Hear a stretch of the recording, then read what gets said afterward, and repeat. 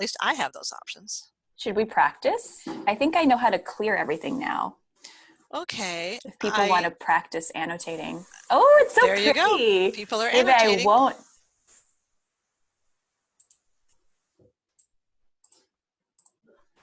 So yeah, Tracy, maybe we could do it this way. This is so lovely. Everybody can annotate. That's pretty cool. You can show our artistic abilities. Exactly, yes. But then there is also an eraser, so I could come back. I can only erase my drawing. Oh, that's interesting too. I can erase all people's drawings. There is a clear. But I don't want to do that because it's so nice. Then you have to click back on your mouse so that you're not continuing to draw. You can use the arrow function because it actually shows up with your name on it.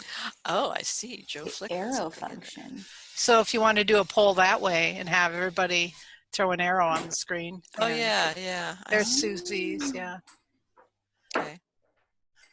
Only show up for a little while, though. It doesn't. Yeah, that's not enough. They don't last. Ooh, it's hard to draw on a mouse. Oh my gosh, we're getting too artistic. Oh, Amelia, we need to get you a stylus.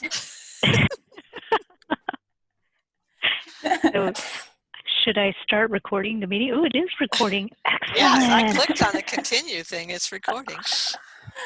Yay, I'm glad that this is all I can't do it either, Carmen. I don't know why. I don't get to annotate. And you have the view options up on top, and you don't have that pull down? Nope.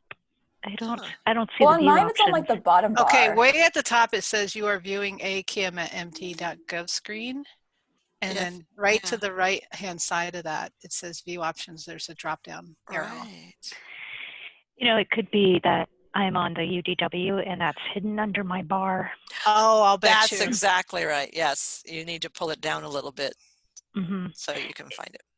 It won't let me, but that's okay. Options, it only says fit to window, original size, and request remote control, which I don't think I want to do. Oh, really? You don't have annotate on there? No, I don't. Huh. Yeah, that's okay. You can do without my drawing. That'll be okay. You don't want to add? It's No, such a great okay. PowerPoint. I wonder if the difference is if you have the Zoom client or if you're using Zoom Web.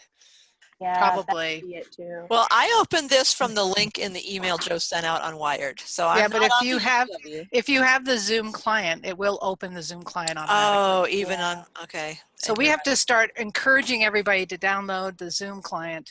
The app, they call it. It's also called, when you sign up, it says, do you want to download and install the app? And so you do want to do that. The answer would be yes. Okay.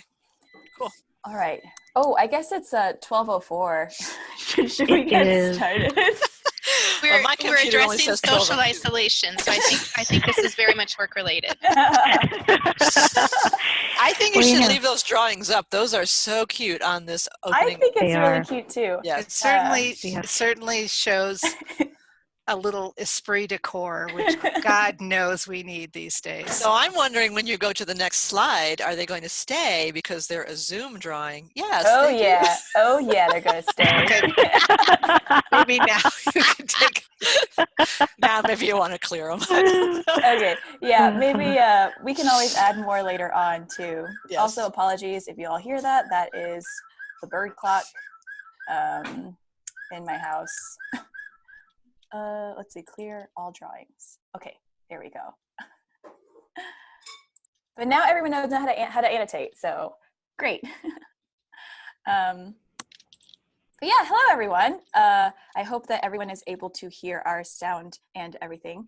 Welcome to the COVID-19 Meetup and Check-in Part 2 of Undetermined Amounts. We hope everyone is doing okay and doing well. We have a few topics today that we wanted to cover, things that came up in the last meetup. So we'll be talking about those things. But of course, this is a time for all of us to check in with each other and see how everyone is doing, and also see if you have any questions. We'll all be monitoring the chat box. So if you have anything, any topic, any issue, feel free to drop it in there and we'll make sure to address it. I think you can also unmute yourself, but since we do have a pretty full room, it might be good to use the chat box instead. And this is also being recorded too, I believe. So, ooh, Joe says, who wants to do the 3 breaths? I do. That might actually be good. Excellent idea for starting any gathering. Yes. I think so. Tracy, you have such a nice, relaxing voice. Do you want to lead us through this? Through the 3 breaths again? Yeah. All right, everybody. So we're going to take 3 deep belly breaths, and we want to actually sit up straight or stand up straight so that your spine's nice and tall so that you can really take a deep breath in. And we're basically just going to breathe all the way in and feel our belly move out and move back in. And we're going to do that 3 times as a collective group. So ready? 1, 2, 3.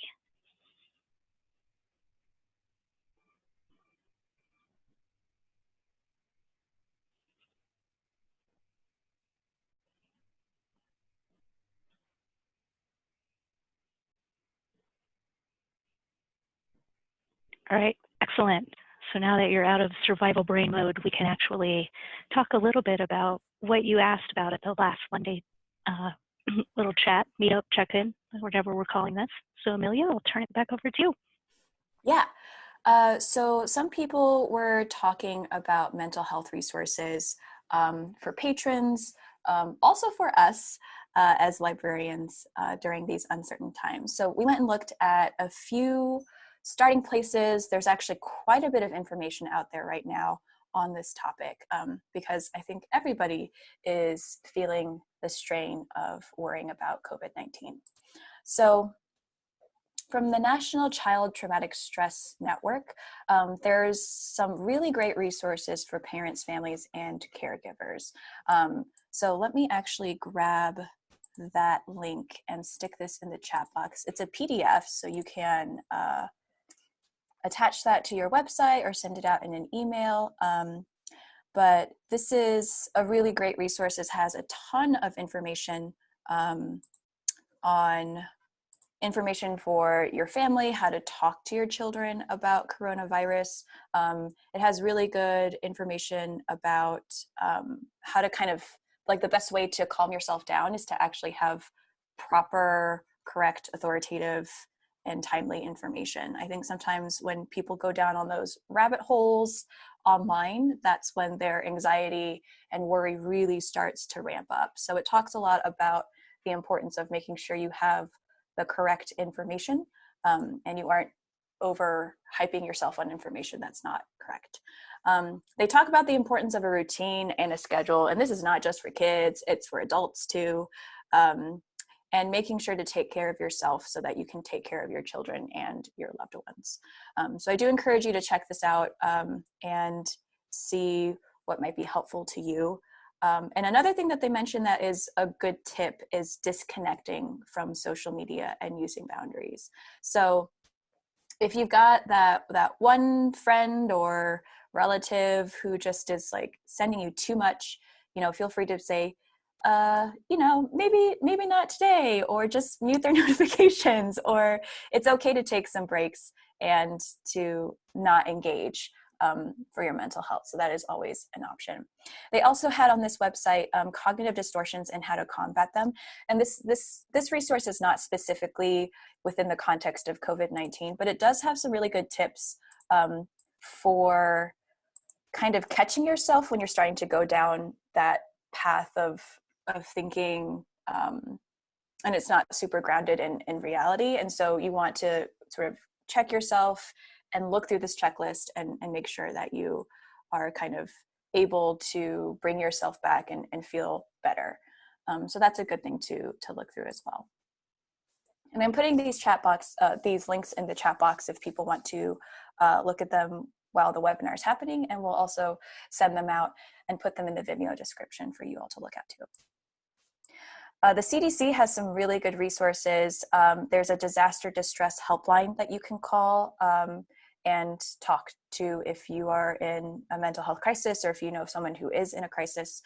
They have stress and coping resources related to pandemics and to COVID-19.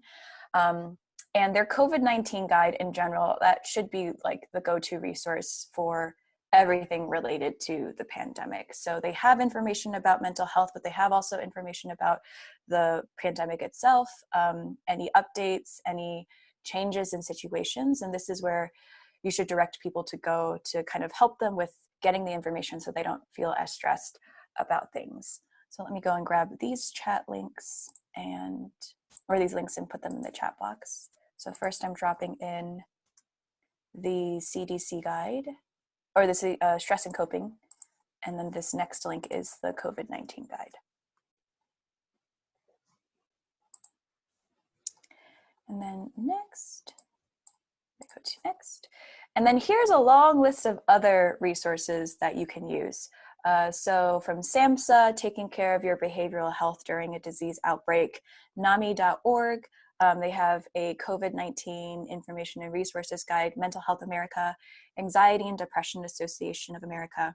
For anyone who wants to try guided meditations, Calm, which is the phone app that's been really popular with meditation and mindfulness, they have a blog post with free sessions that anyone can use to try and stay calm during COVID-19.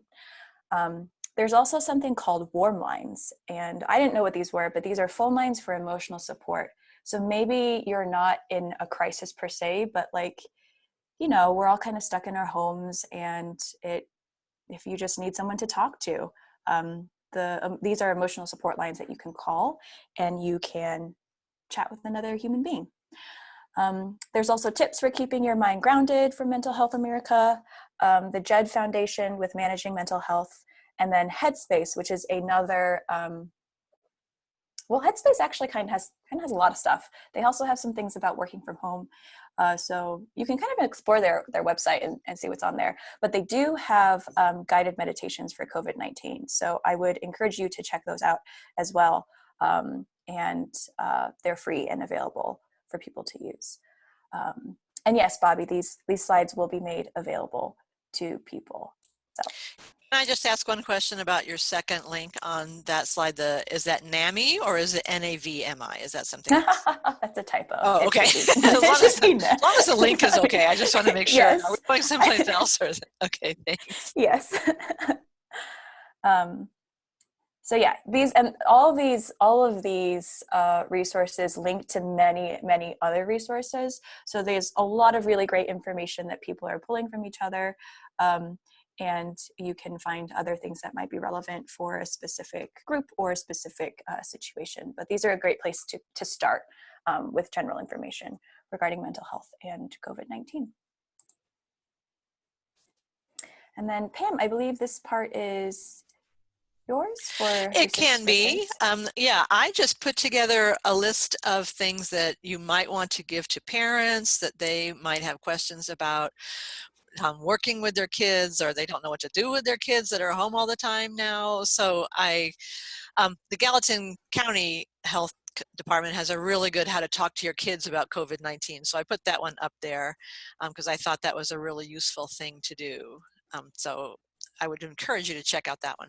And then the CDC has how to have a plan for when things are a little bit different, or when we come back, or a plan for something like this. It might be a little late now to have a plan, but you can start planning going forward to see what you might be doing. That was kind of an interesting one, and I had to shorten it because it was such a huge, long link, so I assume that link is still going to work. It's going to be okay. And then we talked a lot about, okay, the kids are home all day, and I know our school out here just now is starting to hand out Chromebooks for everyone in the school so they can do some schoolwork from home. But in the meantime, you might want to do some other things with your kids, especially if you have young kids or like younger school age kids. High school kids are probably doing stuff on their own anyway, but the elementary age kids, you might want to come up with activities for them. So the PBS Learning is a really great resource for all sorts of fun stuff on there, the third link down. And then I also just came across the Montana Naturalist that had really, really fun stuff on there, because now we're getting to be spring and you can actually get outside. Maybe not the rest of this week because I hear it's going to be awful, but after that we should be into April and things should be looking up. So some outside activities would be a really good thing.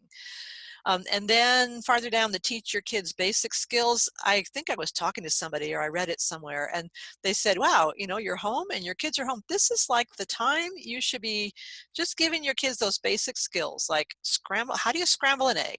How do you make your bed? How do you sew on a button if you have slightly older kids? You know, don't be like me and be the kid going to college who doesn't really know how to scramble an egg or how to do laundry beyond the 5-minute lesson my mom gave me in the dorm basement.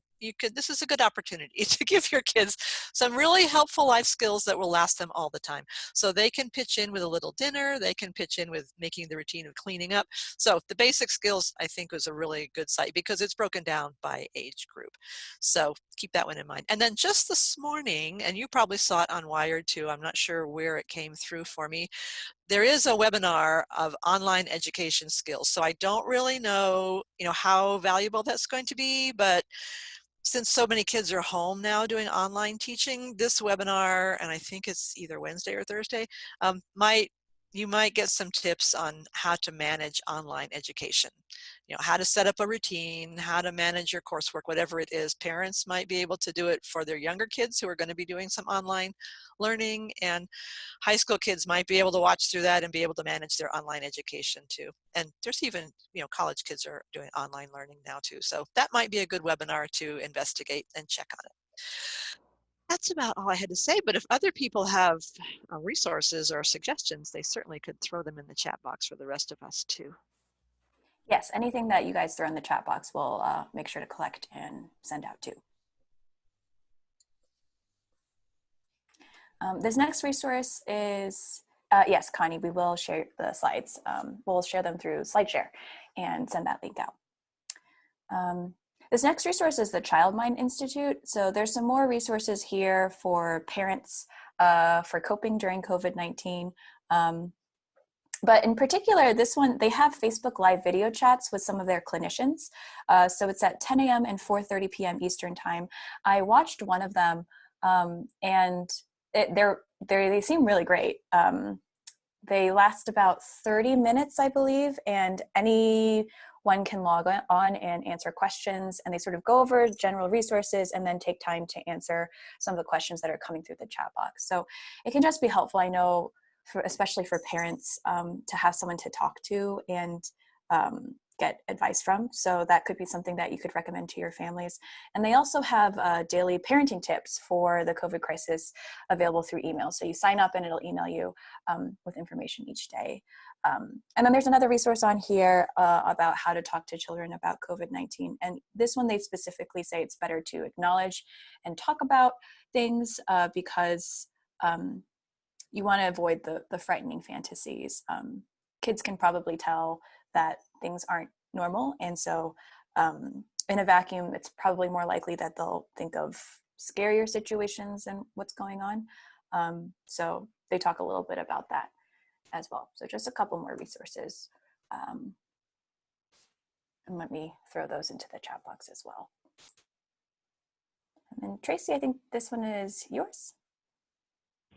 Actually, before we moved on to mine, I wanted to kind of check in because we have so many of you online. I'm curious, I see that, of course, we're trying to do live author reads and using Google Classroom and or Zoom. Are there other ways that you're trying to connect your community members with either mental health resources or with parenting resources? It doesn't have to necessarily be online URL, but just any kind of ways you're trying to help the people in your community make it through this time.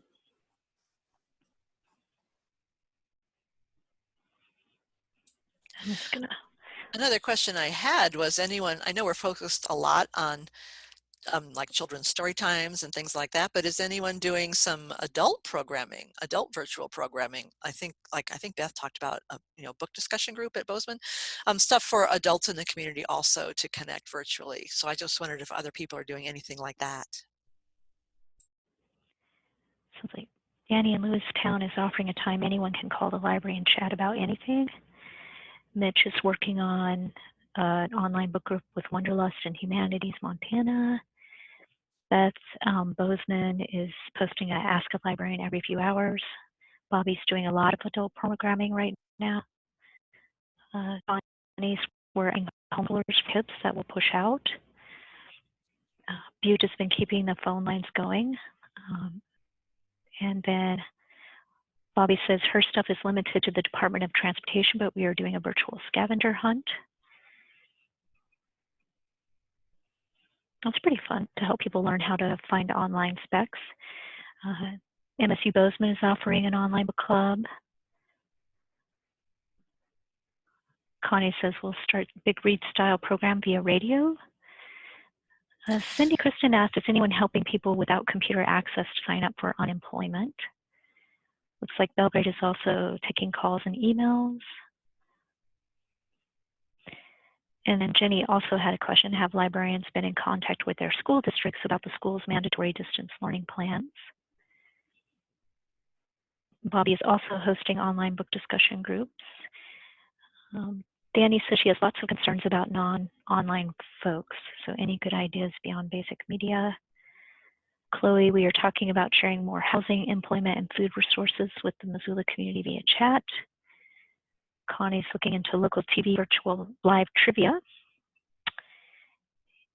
And Gail in Belgrade says they've started mailing 3 items per week per address, so home delivery. And Steph was clarifying, she was saying the Butte Library has phone referrals resources available, but now the county has a hotline for testing recommendations and questions. So has anyone found a way to help those people who are filing for unemployment who might not have computer access? That was one of the questions. Tracy, I'm going to jump in and interrupt. This is Jennifer. I've seen it a couple of times where people have asked in the chat if the slides will be made available, and I'm sure they will be, but I also want to point out, because these are great ideas that you might want to capture in the chat, that all of the attendees have the ability to save this chat. So in the chat box where it says to, and it has everyone in a drop-down message, and then next to that is a file, and next to that is the 3 little dots. And if you click on the 3 little dots, at the end of the meeting, if you save the chat, everything that was in this chat will be saved to a document to your computer, and you can tell it to specify where. So sorry for the interruption, but I just want to make it clear that you won't lose everything in the chat if you don't want to. Thanks, Jennifer. So Lori and Dylan says that they allow one person in the library at a time to use the computers. And I think that's Starla. Says nothing really online. Our community wasn't ready to be switched completely to online. People are calling in and the library's helping as they can. And the Head Start teacher checked out about 150 easy fiction books put together, homeschooling packets.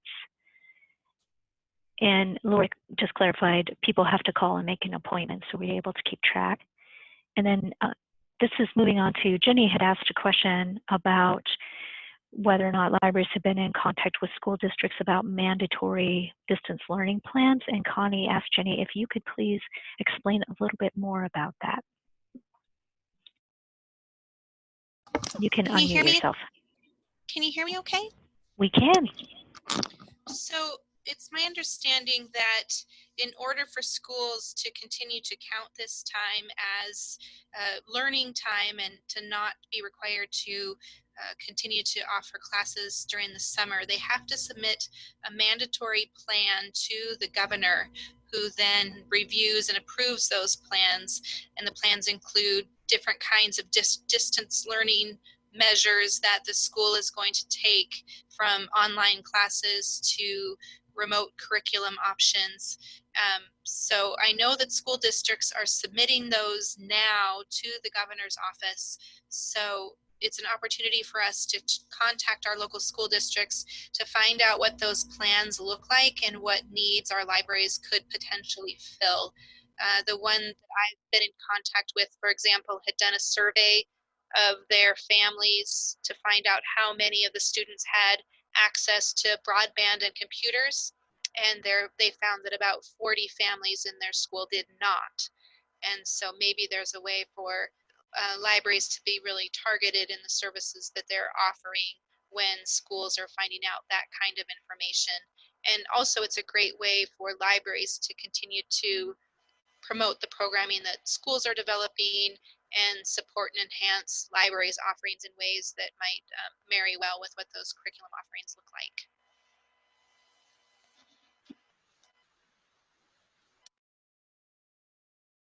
And so I'll give people a chance to ask Jenny if they have any other questions.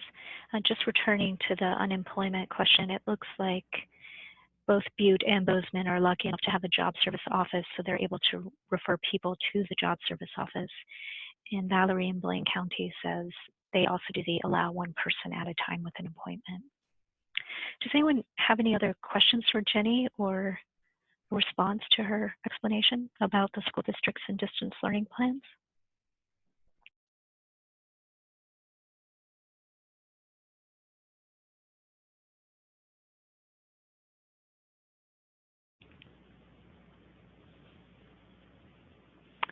All right. I know it can take a little bit of time to type in the chat. I'll go ahead and shift to maybe a more library-focused issue of staffing. And this was something that people have been asking me about, either giving me a call on the phone or emailing, because now, of course, we are looking at a situation where many of you have kind of had to completely close your doors, and perhaps are getting to the place where you have to have staff either work from home or perhaps take leave. And so in this particular section, I was just going to kind of get a sense, because it would be very helpful for us to know, and you did answer this earlier, if staff are working at home or if the building is closed. Many of you responded to that, and I can grab that list. If you are new and didn't hear me ask that question, it would be really helpful to know, and I'll just a few seconds have Amelia go to the next slide. The other thing I want to talk about is a couple of other questions I've gotten, which is how should staff be compensated if they can't work their normal number of hours, and what about staff quarantines? So Amelia, if you go ahead and go to the next slide.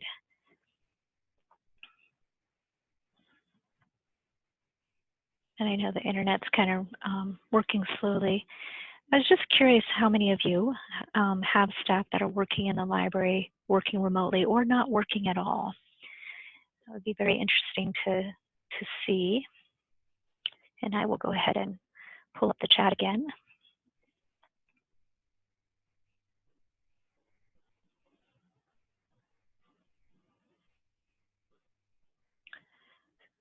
So most staff are working remotely. There are actually a number of you still doing curbside service. Many of you working remotely. Okay, did have some furloughs.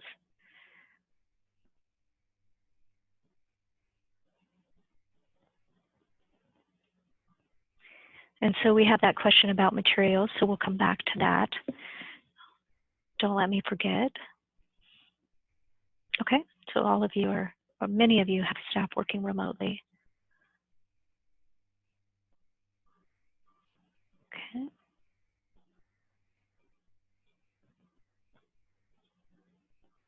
So I'm just scrolling through, just kind of taking a look at the chat here, as many of you are, I suspect.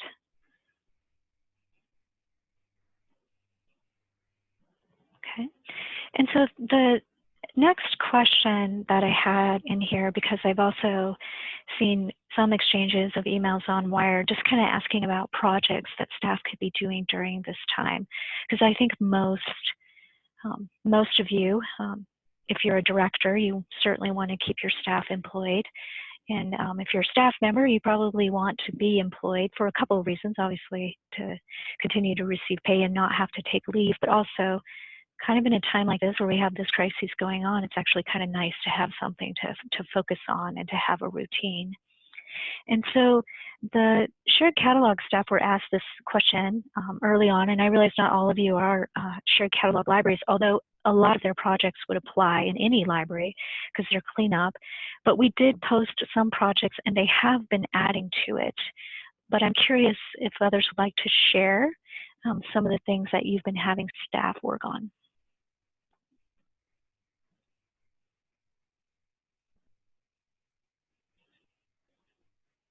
And Amelia did share the MSC ideas. So Christine says inventory weeding, digitizing board minutes, calling volunteers, adding AR levels to all of our books. I had a great exchange with one of the catalogers at Missoula Public who's like, I don't know how we were getting everything done when we were opening. So they actually are finding the time to really do some cleanup to be really a great thing. Minutes, CE, cleaning databases, cleaning the library. virtual programs, marketing and communications, chat and email. Some more inventory, designing library scavenger hunts, catalog cleanup, lots of cataloging, repair and covering new books. And I'm kind of collecting this information, by the way, because as I work with library directors, some of who've been told, well, you just have to take leave. This allows me to kind of, and Pam and Suzanne and anyone else from the state library to share like, hey, this is a list of what other libraries are doing. There's actually work that libraries can provide to others. So lots of virtual programs and digitizing historical documents. Summer reading prep, maybe. I think we're all wondering that, Carly, what's summer reading going to look like? Writing book reviews and staff. I'm starting to kind of look at this list and thinking, are you wondering, like the Missoula Public Library staff, how you actually managed to get stuff done when you were open? So we have an interesting question from Carmen, and certainly kind of keep your ideas coming in here. I do want to kind of go back to Carmen's question, who in your town determines that it is safe or not safe for staff to work inside the library? And that's a really great question. If people are interested and willing to kind of share who made that decision. I know in some places the library board was given the right to take the lead. Others it was their city council. Lori says it's their mayor. Others said it was city manager. And in some cases the county commissioners. And that is, I think, pretty typical in terms of who's making the decision. I don't think it's a very easy decision for anyone to make. So we have a couple of county health officials. All right. So if you will for me, Amelia, can we take a look at the next slide?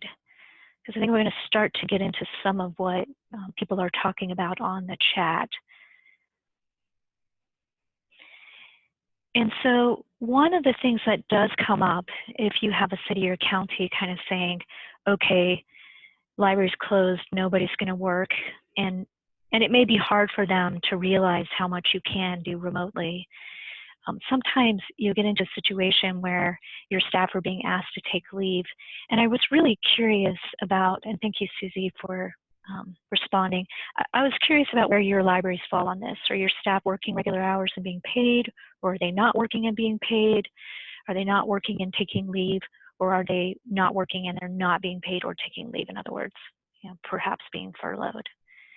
And it'd be very interesting if you don't mind sharing that information, because I know Pam and Suzanne and I have been getting phone calls from library directors who are being put into some tricky situations, and it's helpful for them to kind of have a sense of what their peers are experiencing. And then while people are responding, I did find the Google spreadsheet that you see there is what people are doing nationally. And so this was kind of pulled together by the American Library Association. And interestingly enough, in most cases, staff are being paid. They're either working remotely or they're not working. I imagine that this is going to be constantly changing, especially as things begin to take longer for us to flatten that curve with COVID-19 as well. And so just in my scan, it looked like a fair number of you are still, your staff are trying to work as many of their normal hours as they can and are being paid. Some of you have some part-time staff that you had to furlough. Okay. And so I wanted to share, in case you find yourselves getting into the situation where you are being requested to take paid leave. I had shared this on Wired Montana, but I am actually sharing it here, and Amelia can drop the link into the chat. It's what are our options? And this was a very nice guide that the Montana Association of County Officers created. And this is the guidance that county commissioners are getting. It's also the guidance city councils are getting in, by the way. And in essence, it's designed to protect employees. So definitely, if you can get your employees the support they need and they can work remotely, or you're able to keep the library safe and practice social distancing and they can work there, that's the most ideal option. And we can certainly all work together to be able to convince our local government officials to recognize that there is work that can be done, and that actually would be great if we could continue it. But if you do find yourself in a situation where perhaps maybe with part-time staff who work the front desk or what have you, there really is nothing for them to do. There is a federal law that put in some protections for staff, and it gives paid administrative leave specifically for COVID-19 if they are being told you cannot work. It's a 2-week period of time. I don't know whether or not that's going to be changing, but if you take a look at that guidance, it does kind of begin to cover longer periods of time where staff may need to take sick or vacation leave, but there is some protection at least for employees. Are there any kind of questions about this particular piece?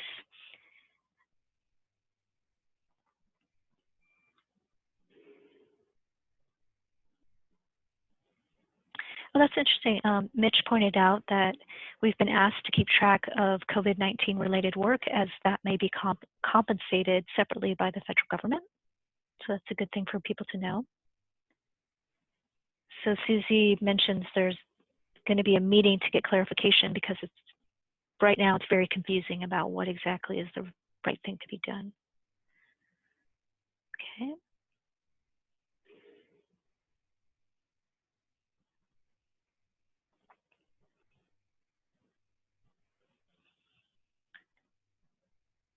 So Abby says COVID-19 leave does not apply to the stay-at-home order or lack of work. And I think and I'm not sure what you mean, Abby, because this is chat instead, but I think if you read that guidance, if employees are told they cannot work due to COVID-19 reasons, there are some protections in place. And Susie points out some challenges, you know, because some staff have the tools to work remotely, others do not. Oh, could you talk more, Susie, about your Go boxes that might be of interest to your peers?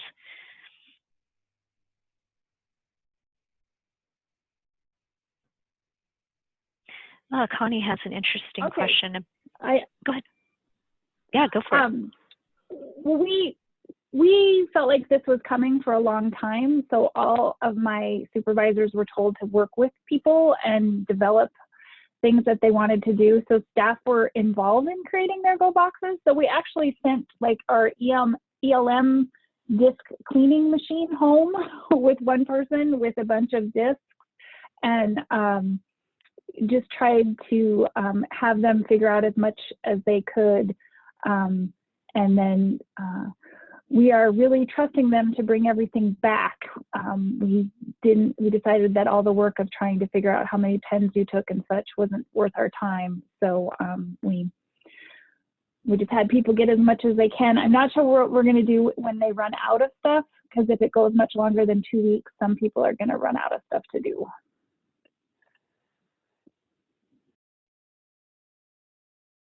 Yeah, and that's partially why we were trying to kind of do this brainstorming amongst everyone. All right. Real quick, there was a suggestion in the state library chat. One other project that could be great is making library documents on your website ADA compliant. So shifting everything over and creating headings for everything. And there's some trainings on how to do that, but that's something that even outside the library, everyone who has a website has many documents that are not ADA compliant and are difficult to read with a screen reader. So with a little bit of training, that's something that people could work on as well. This is Joe. I can put together a list of some good training for how to do that, and we'll have that posted or shared with you guys, and maybe we can put that on our list for next week to talk a little bit more about.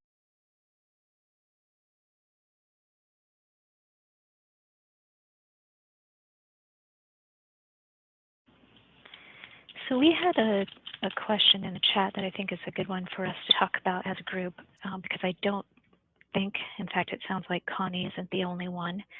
What if you have staff who really, really want to work in the library? And it sounds like Lori had that situation, Connie, and so she's saying we rotate staff. But I'm curious about others. Are you basically telling your staff, no, you cannot go into the library no matter what? Are you trying to allow them to go into the library, but kind of just sort of altering your schedule so you're practicing the social distancing? So I think that's a good question.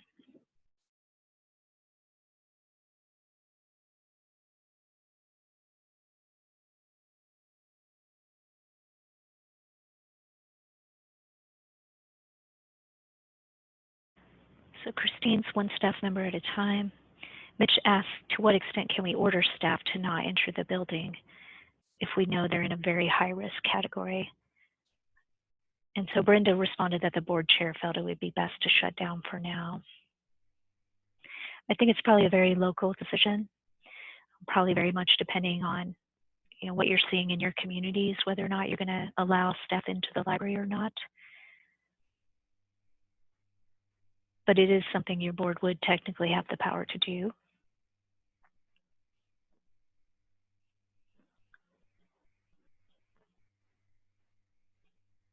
Okay.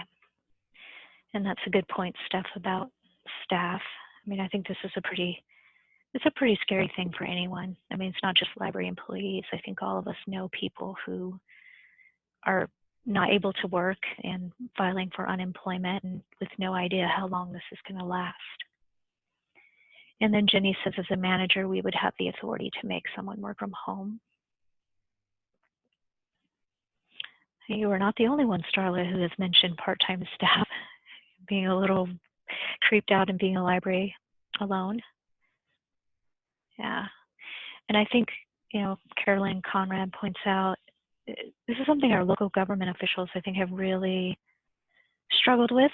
And it's really kind of interesting to look at how being in an emergency changes things and to kind of walk that line of library board authority and local government authority.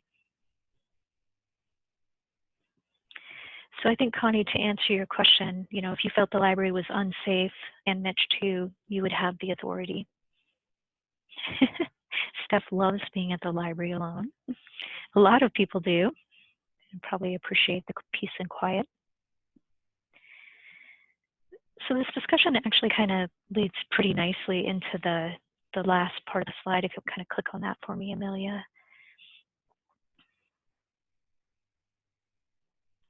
And that is a question I've been asked, well, what about staff quarantines? If you have staff that might have a cold or a fever. And this guidance from the Center for Disease Control was actually very nice. I thought it really did a good job of kind of stepping you through things. It's probably safest to just assume you have COVID-19 for everyone, although that definitely makes it tricky. And then if you have a fever or you have a dry cough, that's a situation where it tends to be more like the symptoms of COVID-19, and so you should definitely stay home. This does say that you need to pay attention to your local medical provider, and I think it was Susie who kind of pointed out 2 different medical providers were giving different advice to 2 different staff members, and I'm not surprised. I think it depends very much on the medical provider. So it is something that, again, I think we all wish we could have really black and white answers for all of these things, but of course we don't. And now, with many of you having your staff working remotely, it's probably they are quarantining as well. But this is some guidance for you, for those of you who are still partially open or you still have staff that are coming into the library. Any kind of questions or comments on any of those?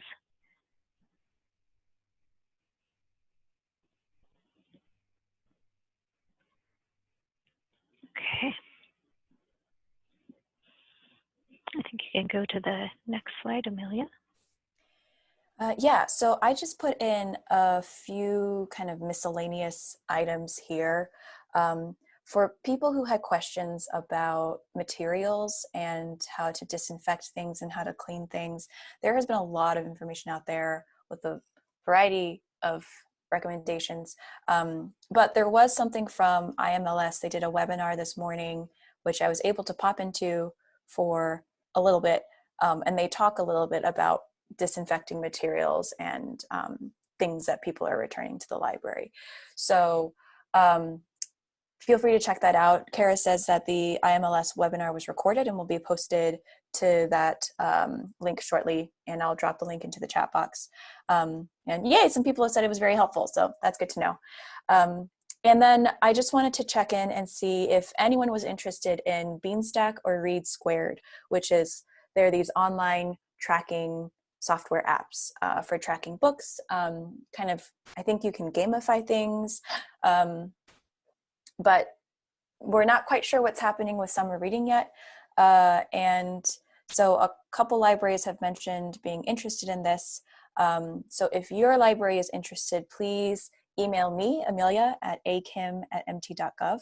We're trying to gauge interest and see if this is something that we should pursue on a wider level. When you're letting me know, it'd be great if you could let me know which one you're interested in, or if you don't care. But they both have websites that you can look at. They have some demos, some videos, and you can, take a look at those and see what you might be interested in. So, okay, I see that there is some interest in the chat box, which is great.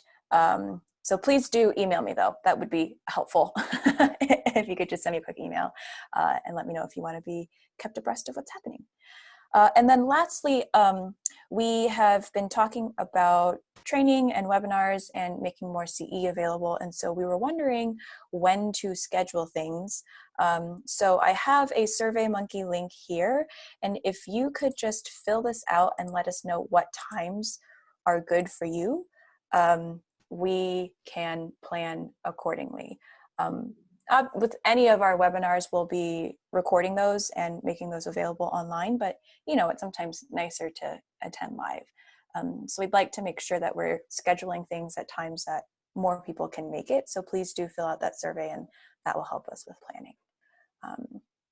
And here is the IMLS chat link.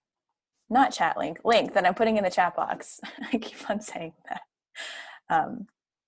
So yes, if you have any other comments, please do let us know. This is Joe. I just wanted to give Deb a chance. Deb from MLA is here, and she and I are going to meet tomorrow to discuss all of those people who had prepared presentations to be doing this week in Missoula who are now not doing them, maybe some of those being transferred into webinars. So Deb, do you want to say anything else about that? You can unmute your mic. Yes, we're going to see what we can do to get as many webinars out there as we can. I know that was a real concern for a lot of people because they were so looking forward to picking up their CE credits. The one thing you can do, if you'd like, if there's something specific that you really need, whether it's collection management or library administration, those CE credits, would you send me an email with what the name of the workshop that you were really looking forward to? As I said, Joe and I are going to talk tomorrow morning, and then we're going to get a schedule worked up for the next couple of months. We're hoping to present 1 or 2 a week. That will be, of course, with the help from the speakers. And we're also looking forward to any of those that were not able to present this year. We're going to let them present next year if they're still interested. So, and contact me at any time if you have any questions or concerns.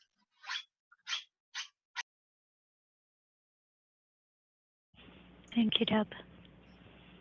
Lori also posted that PNLA is asking to do Zoom presentations because it was canceled. And then I wanted to kind of ask the group, what are some other questions or topics you would like us to cover at the next one of these check-in meetings?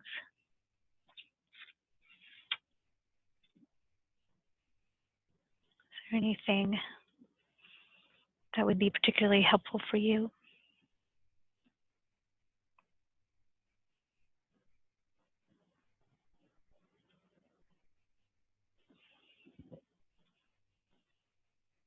And if you don't think of anything, that's okay. You know how to find us. So Beth asks about adults. That's a great point, Beth. So next time around, we should talk about serving our adult population. Might be a good time for us to, this is Joe speaking, think about maybe some adult programs that we could put on collectively, or groups of us could organize. I don't know, a lot of you work with Humanities Montana. Would it be, is it something we should be talking, are they planning, do you know, to move any of their speaker bureau stuff online? Does anybody know about that? Maybe we could find out more about that before next week.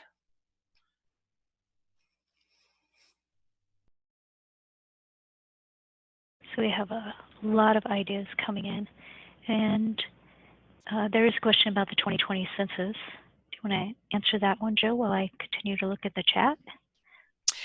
So our Census Champions group did meet last Wednesday, and we had a very brief meeting, but basically most census activities that libraries had planned to do are certainly on hold for now, and we have pretty much given up any hope of having a census week at the library April 19th through 25th. So the group at Beth Boyson's excellent suggestion, all jumped on the idea of moving census week at the library to Independence Week, the first week of July. So we're kind of going with that idea, and I'm in the process of getting materials together that we can get shipped out to libraries mid-April or so, maybe. I'm actually waiting to see how things go, but I don't want them to ship to your library and then have to sit somewhere. So, and things about shipping have changed since Wednesday, so I'm being very cautious about that, but looking into it. And so we're hoping to be able to ship you lawn signs and stickers and things.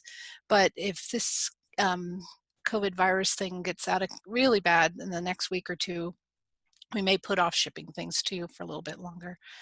Anyway, we do have some money set aside to just mail everything. And the deadline to complete the census has already been extended until August 15th. And so just to summarize the chat, some of the key things that I heard is letting people know about the online resources, and then the flip side of that, serving people who don't have internet access and or the homeless.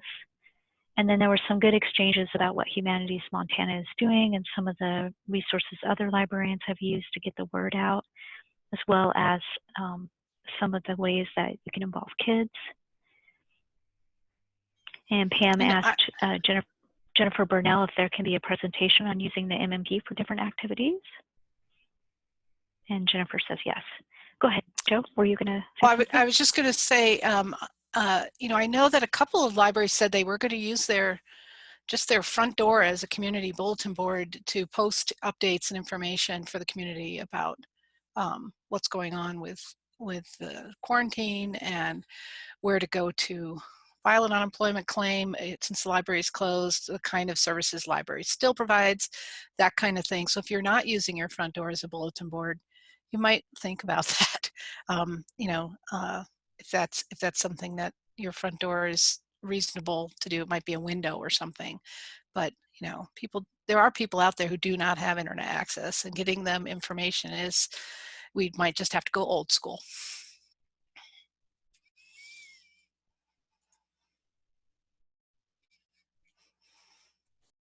And I think, I'm not sure if Carol Orban is still on the call, but there was a question about Montana Library to Go and Nooks. Susie answered it. Thank you, Susie.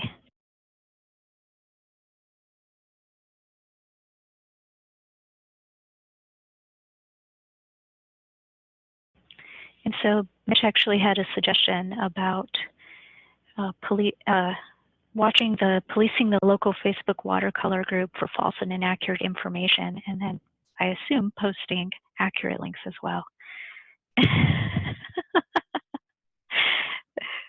All right.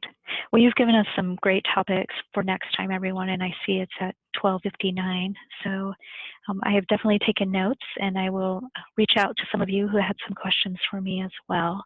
But thank you for kind of sharing what you've been doing in your libraries and your own expertise. And as always, don't hesitate to reach out if you have any questions or need anything. So, and don't forget to save the chat if you want all the discussions, the links, and the suggestions that people were making, so that you have them to look back on. Hey, Jennifer, will you save the chat for me because I got kicked off and I lost half the chat? Yes. Thanks. I just saved it. It only saves the chat from the moment that you log in, so you can't view the chat. And by the way, it goes into your automatically. It goes into your downloads folder unless you tell it to go somewhere else. FYI. Is that a dry cough you have there? Yeah, that's called allergies that I have to, 365 days a year. Yay.